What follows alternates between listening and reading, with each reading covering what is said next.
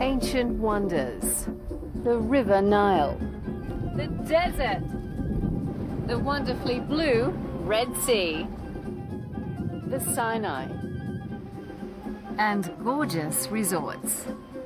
The old and the new treasures of Egypt.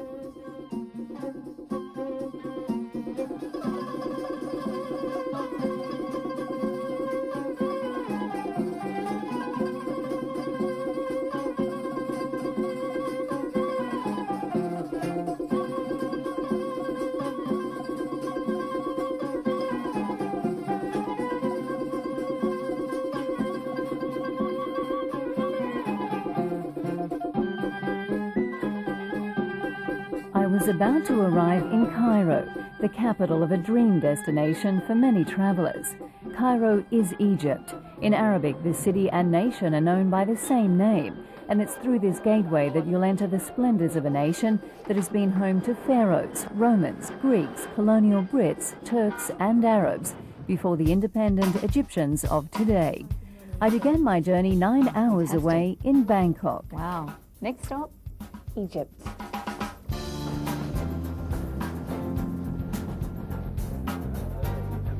From the tropical climate of the Far East, the dry sands of the desert beckoned. When you arrive in Cairo, you'll see a city of contrasts, where the old sits beside the new and where multiculturalism has existed for millennia.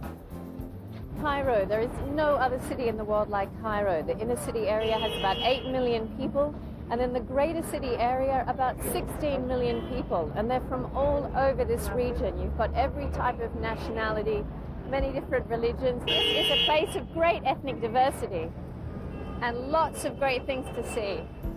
From the riverfront, I made my way to the past, to Old Cairo. You'll see the oldest mosque in Egypt alongside the oldest synagogue, alongside the oldest churches.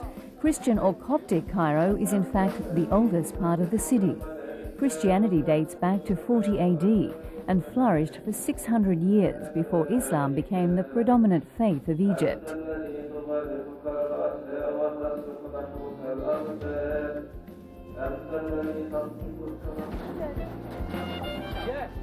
An essential part of any visit here is a brief stop at an awa or coffee house.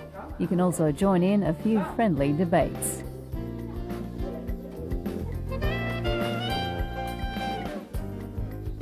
Your coffee is famous, yes, is it? And your food is famous. Eating Egyptian eat very nice. Yes. حتى اليهود لما كانوا هنا. We live here in Egypt, loving peace and good relations with all the people.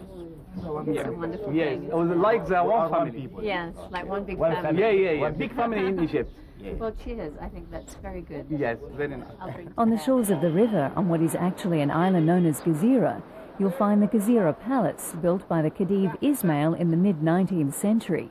These days it's known as the Cairo Marriott Hotel. Now, I've stayed in some palatial hotels before, but this one truly is a palace. It was built for the opening of the Suez Canal in 1869, but not to house mere tourists. It was meant for various members of the European monarchy, among them Empress Eugenie of France, wife of Napoleon III.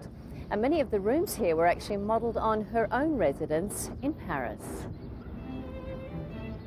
In the palace, we have most of our restaurants, banquet areas, and especially in the banquet areas, we still have a lot of furniture and antiquities from the good old times. We employ 3 curators who are working basically at night to maintain and repair antiquities to really keep the standard. It's not very cheap to operate, but it's worth the while. I'm very, very excited about this hotel. There are many hotels which are more modern,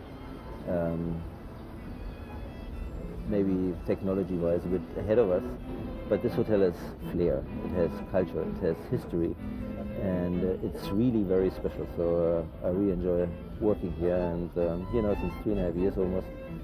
And my predecessor was here for 17 years, so I have another 13 and a half to go. Wow. And you'd like to stay that long? I wouldn't mind. I love the country, I love the people. It's probably one of the safest countries and the safest city in the world. I mean, if you imagine Cairo having 18 million people living here, plus minus 2 million.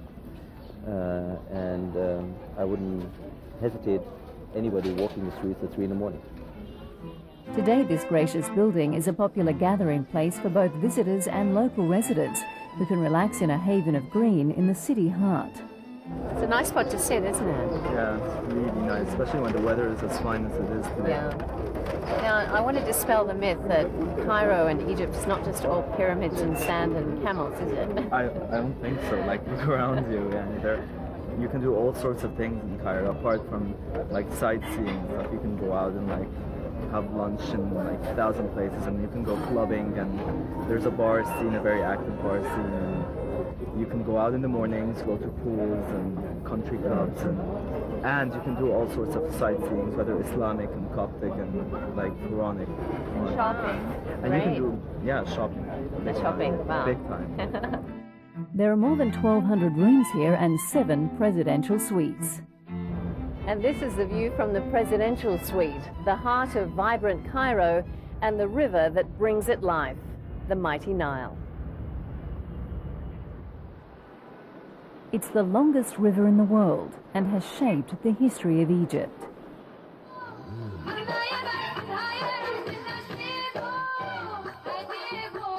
Egyptian nights are filled with colour. While a belly dancer spins to an oriental song, you can dine on flat bread, mezza, hummus, tahini, ground meat kofta, and grilled kebabs. Finish it off with a traditional shisha pipe.